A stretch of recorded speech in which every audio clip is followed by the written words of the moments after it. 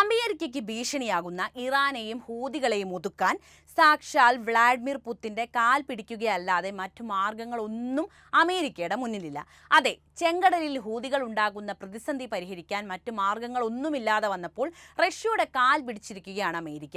എന്നാൽ കുടിച്ച വെള്ളത്തിൽ പോലും വിശ്വസിക്കാൻ പറ്റാത്ത അമേരിക്കയോട് ഈ വിഷയത്തിൽ സന്ധി ചേരാൻ റഷ്യയ്ക്ക് സാധിക്കുമോ? എന്താണ് നിങ്ങളുടെ അഭിപ്രായം? റഷ്യൻ പ്രസിഡന്റ് പുത്തിനോട് സംസാരിച്ച് ഹൂതികളെ ഒതുക്കാനാണ് അമേരിക്കയുടെ മാസ്റ്റർ പ്ലാൻ. ഗാസയിൽ അമേരിക്കയുടെ നേതൃത്വത്തിൽ ഇസ്രയേൽ ആക്രമണം നടത്തുമ്പോഴൊക്കെ തന്നെ ഹൂതികൾ ചെങ്കടലിൽ മറ്റൊരു പടയൊരുക്കം നടത്തും. അമേരിക്കൻ വ്യാപാരത്തിന് പ്രതികൂലമായി അമേരിക്ക കാണുന്ന ഹൂതികളെ തുടച്ചു നീക്കാൻ റഷ്യ കനിയണം. ഇനി അതിനാണ് ഇത്രയും തത്രപ്പാട്.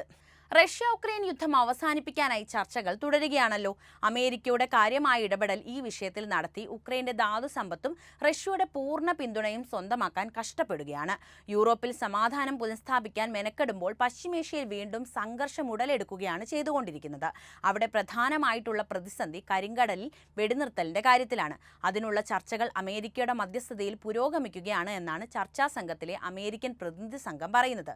റഷ്യ ഉക്രൈൻ സംഘർഷം അവസാനിപ്പിക്കുന്നതിനുള്ള അമേരിക്കൻ പ്രസിഡന്റ് ഡൊണാൾഡ് ട്രംപിന്റെ നേതൃത്വത്തിലുള്ള ചർച്ചകളാണ് സാങ്കേതിക ചർച്ചകൾ എന്നറിയപ്പെടുന്നത്. വൈറ്റ് ഹൌസ് നാഷണൽ സെക്യൂരിറ്റി കൗൺസിലിലെ സീനിയർ ഡയറക്ടർ ആൻഡ്രൂ പീക്കും സ്റ്റേറ്റ് ഡിപ്പാർട്ട്മെന്റിലെ മുതിർന്ന ഉദ്യോഗസ്ഥനായ മൈക്കിൾ ആന്റണിയുമാണ് അമേരിക്കയുടെ പക്ഷത്തെ നയിക്കുന്നതെന്നാണ് റിപ്പോർട്ടുകൾ പറയുന്നത്.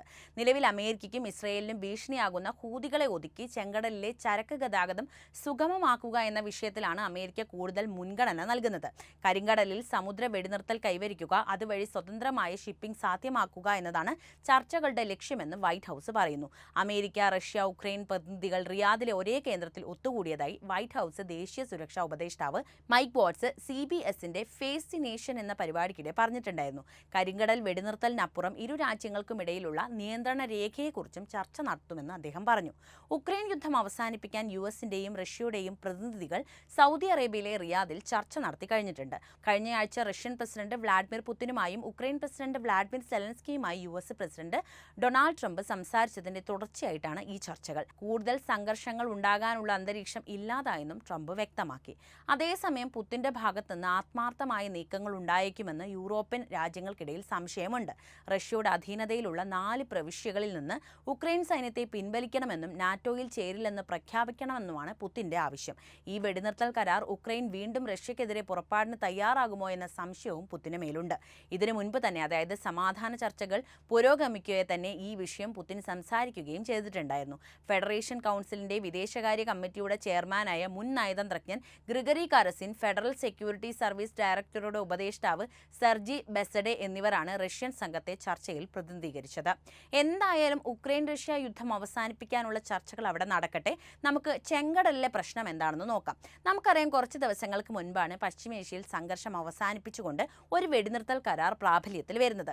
കഴിഞ്ഞ 1.5 വർഷക്കാലം മുഴുവൻ തോക്കും പീരങ്കിയും മിസൈലും വിതച്ച ദുരിതത്തിൽ നിന്നും ഗാസയിലെ ജനങ്ങൾ വെടിയൊച്ചയില്ലാത്ത പുതിയ പ്രഭാതത്തിലേക്ക് മിഴി തുറക്കുകയായിരുന്നു ഇതിലൂടെ. എന്നാൽ കാര്യങ്ങൾ അവിടെ നിന്നില്ലെന്ന് മാത്രമല്ല, ബന്ദികളെ വിട്ടുകൊടുത്തില്ല എന്ന കാരണം ചൂണ്ടിക്കാട്ടി ഗാസയിൽ വീണ്ടും ഇസ്രയേൽ അതിക്രമം നടത്തി.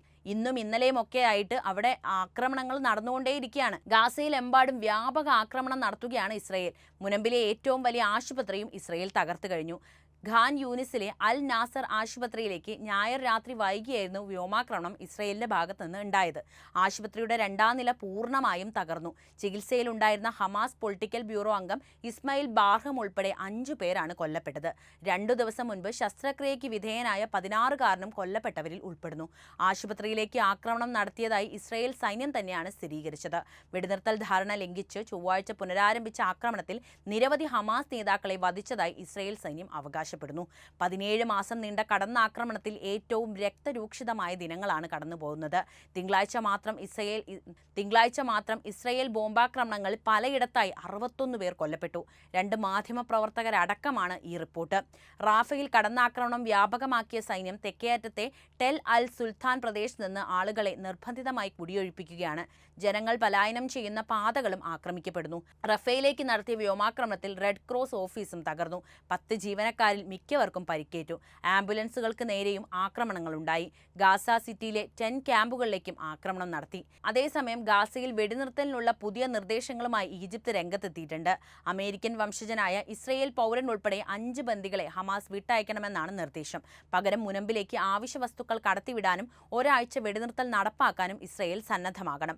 100-ൽ പരം ഫലസ്തീൻ തടവുകാരെ ഇസ്രയേൽ വിട്ടയക്കണമെന്നും നിർദ്ദേശത്തിൽ പറയുന്നു. ഹമാസ് അനുകൂലമായി പ്രതികരിച്ചുവെന്നാണ് നമുക്ക് ലഭിക്കുന്ന വിവരം. ഇതേസമയം സമാന്തരമായി ചെങ്കടലിലും പ്രക്ഷുബ്ധാവസ്ഥയാണ് ഉള്ളത്. ചെങ്കടലിലെ കപ്പലുകൾക്ക് നേരെ യമൻ ഹൂതി പ്രസ്ഥാനം നടത്തുന്ന തുടർച്ചയായ ആക്രമണങ്ങൾക്ക് ഇറാൻ ഉത്തരവാദിയാകുമെന്ന US പ്രസിഡന്റ് ഡൊണാൾഡ് ട്രംപിന്റെ പ്രസ്താവനയാണ് അവിടുത്തെ അന്തരീക്ഷത്തെ തീയാക്കിയത്. ഹൂതികൾ തൊടുത്തുവിടുന്ന ഓരോ വെടിയുണ്ടയും ഇറാന്റെ ആയുധങ്ങളിൽ നിന്നും നേതൃത്വത്തിൽ നിന്നും തൊടുത്തുവിടുന്ന വെടിവെപ്പായി കണക്കാക്കും. എല്ലാത്തിനും ഇറാൻ ഉത്തരവാദിയായിരിക്കും. അതിന്റെ അനന്തരഫലങ്ങൾ ഇറാൻ അനുഭവിക്കുകയും ചെയ്യും. ഇതായിരുന്നു ഇറാനെയും ഹൂതികളെയും ഒരുപോലെ പ്രകോപിപ്പിച്ച വാക്കുകൾ. അതേസമയം ഞായറാഴ്ച നടത്തിയ പ്രസംഗത്തിൽ ഹൂതി നേതാവ് അബ്ദുൾ മാലിക് അൽ ഹൂത്തി അമേരിക്കൻ ശത്രുവിന് അവരുടെ റേഡറുകളിലും ആക്രമണങ്ങളിലും മിസൈൽ ആക്രമണങ്ങളിലും അവരുടെ വിമാനവാഹിനി കപ്പലുകൾ, യുദ്ധക്കപ്പലുകൾ എന്നിവ ലക്ഷ്യമിട്ട് മറുപടി നൽകുമെന്ന് പ്രതിജ്ഞയെടുത്തിട്ടുണ്ട്. 2023 ഒക്ടോബർ 7 ഇസ്രയേലിനെതിരെ ഹമാസ് നടത്തിയ ആക്രമണത്തിന് ശേഷം ആരംഭിച്ച പ്രാദേശിക സംഘർഷത്തിൽ ഗാസയ്ക്ക് വേണ്ടി ഹൂതികൾ യുദ്ധം ചെയ്തത് ചെങ്കടലിലായിരുന്നു. വെടിനിർത്തൽ കരാർ വരെ അത് തുടർന്നു പോന്നു. ഇപ്പോൾ ഇതാ വീണ്ടും ഇസ്രയേൽ ഗാസയെ ആക്രമിച്ചപ്പോൾ അമേരിക്ക ഹൂതികളെയും ലക്ഷ്യം വെച്ചു. ഇറാനിയൻ പിന്തുണയുള്ള യമനിലെ ഹൂതികളുടെ താവളങ്ങളിൽ അമേരിക്ക ആക്രമണം നടത്തുകയായിരുന്നു. അധികാരത്തിലേറിയതിനു ശേഷം US president Donald Trump Middle ഈസ്റ്റിൽ നടത്തിയ ഏറ്റവും വലിയ ആക്രമണമായി ഇത് മാറി. അതേസമയം ഇസ്രയേലിനെതിരെയും അമേരിക്കൻ പടക്കപ്പലുകൾക്ക് നേരെയും മിസൈൽ ഡ്രോൺ ആക്രമണം തുടരുകയാണ് യമനിലെ ഹൂതി മിലിഷ്യ. അധിനിവേശ ജാഫയിലെ ബെൻ ഗൂറിയോൺ വിമാനത്താവളത്തെ ലക്ഷ്യമാക്കി ഞായറാഴ്ച ബാലിസ്റ്റിക് മിസൈൽ ആക്രമണം നടത്തിയതായി ഹൂതി വക്താവ് യഹ്യ സാരിയാണ് അറിയിച്ചത്. ആക്രമണത്തെ തുടർന്ന് വിമാനത്താവളത്തിലെ വ്യോമഗതാഗതം അരമണിക്കൂറിലേറെ നിർത്തിവെച്ചു. ഞായറാഴ്ച ചെങ്കടലിൽ അമേരിക്കയുടെ വിമാനവാഹിനി കപ്പലായ ഹാരിയസ് ട്രൂമാനെതിരെ ആക്രമണം നടത്തിയതായി സാരി പറഞ്ഞു. യമനിൽ നിന്ന് വിക്ഷേപിച്ച മിസൈൽ ഇസ്രയേൽ പ്രദേശത്തേക്ക് കടക്കുന്നതിന് മുൻപ് തടഞ്ഞതായി ഇസ്രയേൽ സൈന്യം അവകാശപ്പെട്ടു. ബൈൻ ഗൂറിയോൺ വിമാനത്താവളത്തിലെ സർവീസ് തടസ്സപ്പെട്ടതായി ഇസ്രയേൽ മാധ്യമങ്ങളും റിപ്പോർട്ട് ചെയ്തു. ആക്രമണത്തെ തുടർന്ന് മധ്യ ഇസ്രയേലിലുടനീളം സൈറണുകൾ മുഴങ്ങുകയും താമസക്കാർ ഷെൽട്ടറിലേക്ക് മാറുകയും ചെയ്തതായി മാധ്യമങ്ങൾ റിപ്പോർട്ട് ചെയ്യുന്നുണ്ട്. ശനിയാഴ്ച യമനിൽ നിന്ന് വിക്ഷേപിച്ച ബാലിസ്റ്റിക് മിസൈൽ സൗദിയിൽ തകർന്നു വീണതായും റിപ്പോർട്ടിൽ പറയുന്നു. ഗാസയിൽ ഇസ്രയേൽ അധിനിവേശ ആക്രമണം പുനരാരംഭിച്ച ശേഷം ഇസ്രയേലിലേക്കുള്ള 5ാമത്തെ ഹൂതി ആക്രമണമാണ് ഇത്. റഷ്യ-ഉക്രൈൻ യുദ്ധത്തിൽ അമേരിക്ക കാര്യമായ ഇടപെടൽ നടത്തി റഷ്യയ്ക്ക് അനുകൂലമായ കാര്യങ്ങൾ നീക്കിയാൽ ചെങ്കടലിലെ പ്രശ്നങ്ങൾ ഒരു പരിധിവരെ തീർക്കാൻ സാധിക്കുമെന്ന് അമേരിക്കയ്ക്ക് വ്യക്തമായിട്ട് അറിയാം. കാരണം ഹൂതികളെ പിന്തുണയ്ക്കുന്ന രാജ്യം ഇറാനാണല്ലോ. അപ്പോൾ ഇറാനെ മെരുക്കണമെങ്കിൽ അവതരിക്കേണ്ടത് സാക്ഷാൽ വ്ളാഡിമിർ പുതിനാണ്. മാത്രവുമല്ല, റഷ്യയും ഹൂതികൾക്ക് വേണ്ട സഹായം ചെയ്യുന്നുവെന്ന റിപ്പോർട്ടുകളും ഇതിനോടകം തന്നെ വന്നിട്ടുണ്ട്. 2024 മധ്യത്തിൽ യമനിലെ ഹൂതി നിയന്ത്രണത്തിലുള്ള പ്രദേശങ്ങളിൽ റഷ്യൻ GRU സൈനിക ഇന്റലിജൻസ് ഉദ്യോഗസ്ഥർ പ്രവർത്തിക്കുന്നുണ്ടെന്ന് US ഇന്റലിജൻസ് റിപ്പോർട്ടുകൾ സൂചിപ്പിച്ചിരുന്നു. ചെങ്കടലിലെ വാണിജ്യ കപ്പലുകളെ ലക്ഷ്യമിടുന്നതിൽ ഹൂതികളെ സഹായിക്കുക എന്നതായിരുന്നു അവരുടെ ലക്ഷ്യം പോലും.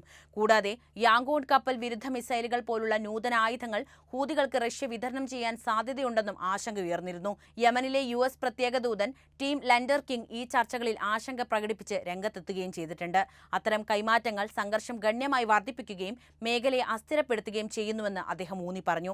എന്തായാലും ഇനി എന്തായിരിക്കും നടക്കുക? ഈ വിഷയത്തിൽ റഷ്യയുടെ നിലപാട് എന്തായിരിക്കും? നമുക്ക് കാത്തിരുന്ന് കാണാം. നിങ്ങളുടെ അഭിപ്രായം ഇപ്പോൾ തന്നെ കമന്റായി രേഖപ്പെടുത്തുക. ഒപ്പം ഈ വീഡിയോ ലൈക്ക് ചെയ്യാനും ഷെയർ ചെയ്യാനും പ്രത്യേകം ശ്രദ്ധിക്കുമല്ലോ.